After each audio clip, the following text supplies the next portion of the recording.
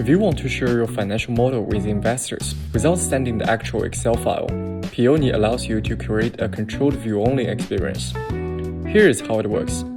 First, upload your financial model into your data room. Instead of attaching the spreadsheet to an email, you can share a controlled link with each investor. Go to the Permissions section and add your investor group. Under Granular Access Control, set the permission to View Only. This allows investors to review the model directly in their browser, while download access remains disabled. When you update your financial model, you don't need to resend a new file. Simply click Upload New Version and replace the existing file. The same link stays active, and investors will see the latest version when they access the model again. You can also revoke access for any individual investor at any time.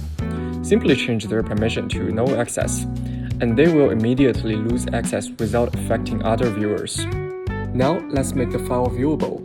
Once we click Save, we can share the data room link with investors, allowing them to access the spreadsheet directly.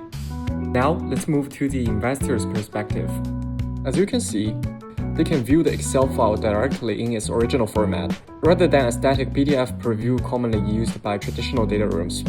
Without receiving the actual file, the original document remains securely stored in the data room, while investors can review it directly in their browser.